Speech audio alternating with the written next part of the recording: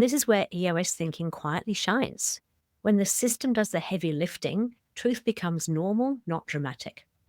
If your business feels stuck or growth feels harder than it should, ask yourself this question. What conversation are we avoiding right now? If you've ever walked out of a leadership team meeting thinking that was fine, and then absolutely nothing changed afterwards, this episode is for you.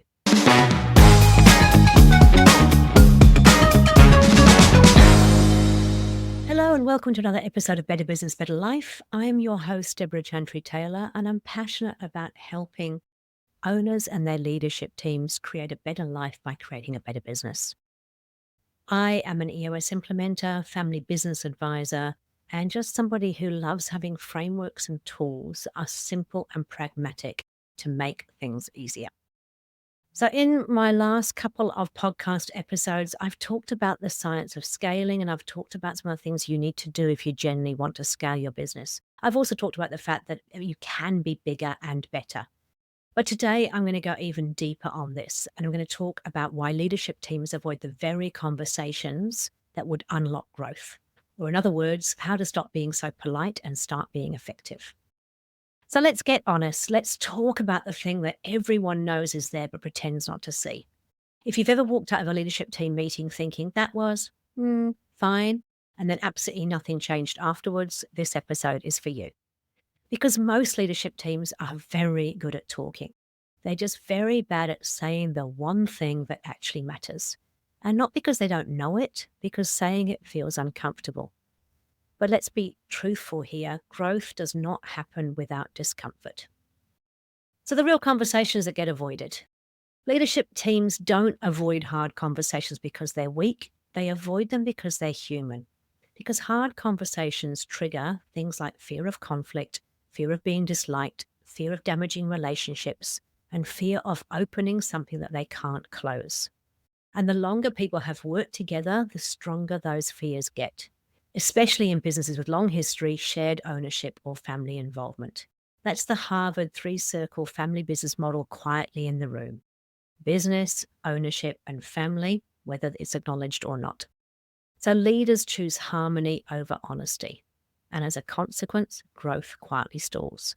And it's not just in family businesses, it's in any business that's been going for a while and with teams that have been working together for a long time. So let's have a look at how we can actually change that. Let's talk firstly about the polite meeting trap. Let me describe a meeting and tell me if this feels familiar. Everyone's on time, the agenda looks sensible, the numbers are reviewed, people say things like, overall, things look okay, a few challenges, nothing major. Oh yeah, we'll keep an eye on that. No tension, no raised voices, but also no clarity either. The meeting ends, nothing changes, and that's not a leadership meeting. To be honest, that's a performance, and polite performances do not scale businesses. I get in trouble sometimes when I run sessions because of my bluntness, but the reality is that, a lot of the teams that I work with, they're not really leadership teams and they're not running leadership meetings. And it doesn't mean they can't get there, and it's always my goal to try and bring them up to that. But you cannot do it by just being polite and holding these meetings that are completely ineffectual. So let's talk about trust versus comfort. And here's a leadership myth that is really worth killing. We have a high trust team. Often, no, that's not true. What you have is a low conflict team. High trust teams can disagree without falling apart. Low conflict teams just avoid saying what they're really thinking. And if people only speak honestly one-on-one but not in the room, then that is not trust. That's fear dressed up as harmony, and growth hates harmony without truth. We talk about the sidebar conversations. We talk, I've been in meetings where I know that people have sat there and they've just nodded and they've agreed because they feel that's the easiest thing to do. But as soon as they walk out of that room, they don't agree and they're going to go and they're going to have a sidebar conversation with somebody. They are not on board at all. So let's talk about why this happens. The founder and the power dynamic problem. Now, here's something really subtle, but also really important. When the most senior person in the room hasn't spoken, no one else really will. Even if they're thinking it, especially if they're thinking it. And that's not ego, that's physics. If the leader avoids the hard conversations, the team will too. Because leadership teams don't have a courage problem, they have a permission problem. People need to see that honesty is welcome and that it's safe. So why do leaders prefer one-on-ones? I hear this all the time. Let's take it offline. I'll just deal with it one-on-one. And why? Because it feels easier. It's quieter and it's less risky. But here's the problem. Growth limiting issues don't belong in private conversations. They belong in leadership forums. When issues get handled in the corridors, coffee chats, one-on-ones, alignment never truly forms. You get side agreements instead of shared decisions and scaling stalls. And I've seen it a lot with visionaries. They don't want to have the hard conversations in these leadership meetings. And so instead they go and have one-on-one conversations. But the problem is that, first of all, that means the team is left out of it. And secondly, it's also encouraging people to keep going back to that founder, back to that visionary all the time, rather than actually being held truly accountable for what their role is. So here's the good news. Structure can make those hard conversations easier because you don't need more courage, you actually need better structure.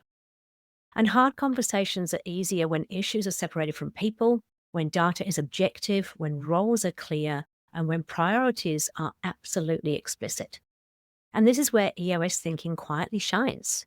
When the system does the heavy lifting, truth becomes normal, not dramatic. The beauty of the EOS system is it gives you all of these frameworks. It's not cookie cutter. It's not about this is the way you must do it, but it gives you everything to help take the emotion out of it and to get us focused on the real things. So, the growth question that truly matters. If your business feels stuck or growth feels harder than it should, ask yourself this question. What conversation are we avoiding right now? What is the elephant in the room? What are we sweeping under the rug? What do we know is huge and could really make a difference, but we're not dealing with it? Because that's usually where the growth is hiding. And let's face it, if you can create growth in your business, create a better business, you get a better life. Not because you are nicer, but because you are honest. So again, I asked D2, my chat GPT, to give me 10 ad-lib questions that I have not read because I like to do them completely ad-lib.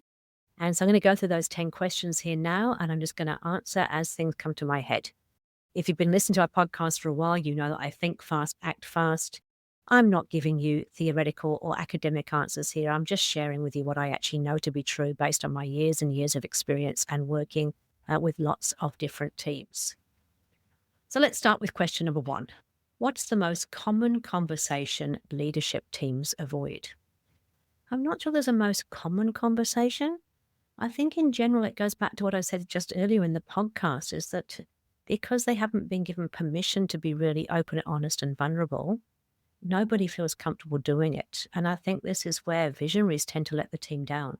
Because if the visionary can actually open up and be truly open, honest, and vulnerable, it gives everybody else permission to actually do that. And if I had to pick one of the most common conversations that leadership team avoids, is people issues. Nobody likes to talk about, and I'm talking about people issues with the leadership team in that room. We've got to have the conversations. We've got to be working together for the greater good. And sometimes it's really hard to have a conversation about somebody who is your peer on a leadership team. But we have to make sure we're there to support each other. We're also there to challenge each other as well. Question number 2, how do nice teams accidentally block growth? Well, they accidentally block growth by not having the difficult conversations. They're too nice to each other. They don't want to hold each other accountable. And they don't want to challenge when they can see that things are off track, but they don't want to challenge it because it's not their area of accountability. But again, a true leadership team is there for the entire, the greater good of the entire business. So we actually have to have those conversations. Sometimes, whether you like it or not, the people who got you to where you are now are not the people who will get you to the next level. And you could have one person on the leadership team who's actually holding the rest of the leadership team back. So it's really important that we actually have the difficult conversations about people. Number 3, when does loyalty become a liability in leadership teams? Oh my goodness. It often becomes a liability in leadership teams. The amount of times that I've heard, but this person's been with us for 15 years. They've been really loyal. I don't want to let them go. And you see it from an outsider looking in, because that's what I am really. you see that they're just not doing what they need to do. They're just not at the level that they need to be. And so as a consequence, you've got somebody who, we think we're doing them a favor by keeping them on, but we're actually destroying the company and its ability to grow. But let's be honest, we're also destroying them because maybe they're not enjoying the role anymore either. Maybe it's time for them to actually do something different, whether that be in your business or somewhere else, because they're just, they're probably busy, they're probably overwhelmed, they're probably doing all these things because they're just not capable anymore of doing what the role actually requires. So unfortunately, yes, loyalty is one of my strongest values. Loyalty is really important, but not when it comes to business. When it comes to business, we need to make sure, and sorry, that sounded wrong. We love that people are loyal to the business, but not when it comes to the business operation, the business structure, the business accountability. We need to make sure that people are in the right seats, doing the right things, that they're working within their unique ability. They're doing the things that they love and they're great at. That is the most important thing, way beyond sort of loyalty. Question number 4, how do family or ownership dynamics make honesty harder? Well, I would have thought this is pretty obvious. I mean, if you think about family or ownership dynamics, it's just another set of dynamics. You've got your business dynamics in terms of who's accountable for things, but then all of a sudden you're sitting in a room where you've got your husband, your wife, your father, your mother, your brother, your sister, your uncle, your auntie, your cousin. And you've got another dynamic with them in the family, which means that suddenly you've got to be really, really clear that I'm not wearing the sister hat anymore. I'm wearing the business hat. And that's hard because you've still got to have dinner together at the end of the day. You've still got to go back to that things. But what I love about the EOS framework is it gives you the real clarity around that to do it. The ownership dynamic thing is another thing altogether where people kind of go, but I own the business. I should have a say.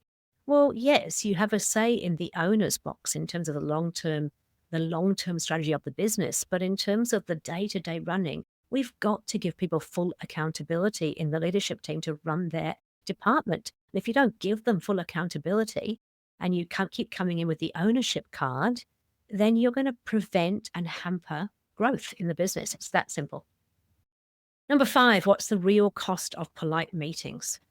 The real cost of polite meetings is nothing will get done, nothing will change. And if nothing changes, nothing changes. So what is the real cost of it? You are doing yourself and your business a disservice. You are hampering your growth. You are stopping yourselves from getting where you can be. And then the real cost of that is you're stopping yourselves from making the huge difference in the world that you could be making, and the number of people you could help and the number of people you could serve.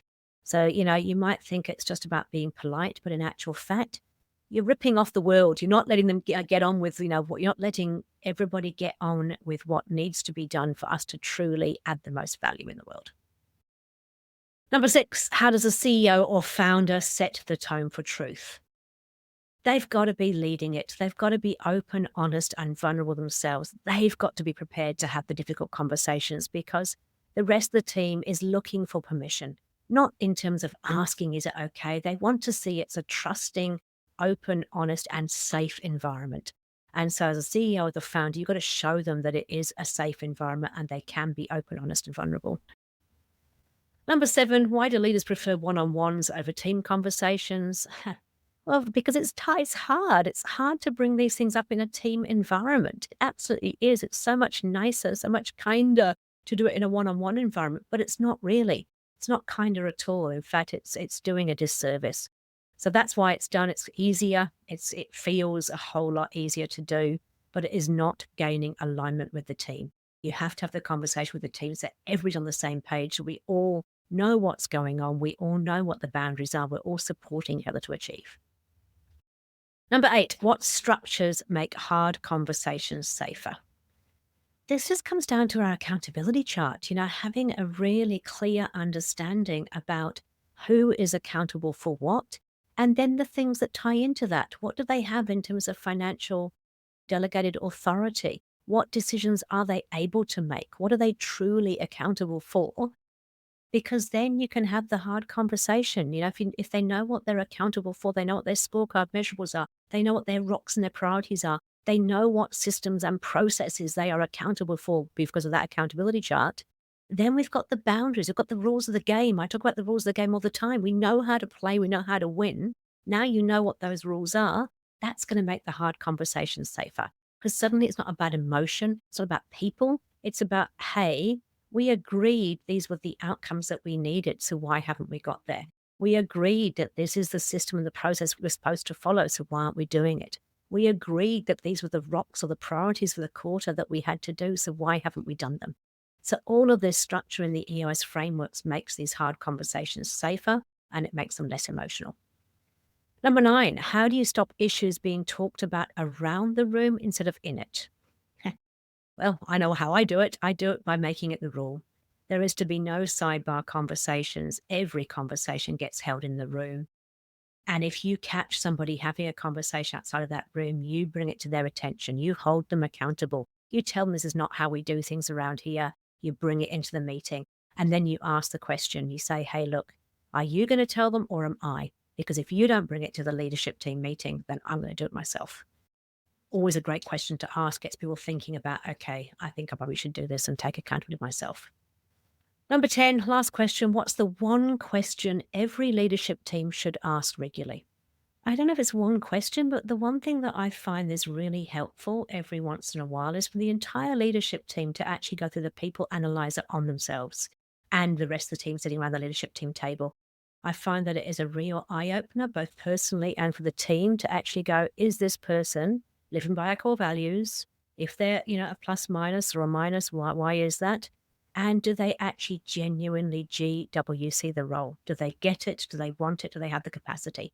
Because as the business scales, as the business grows, as things change, maybe the people need to change too.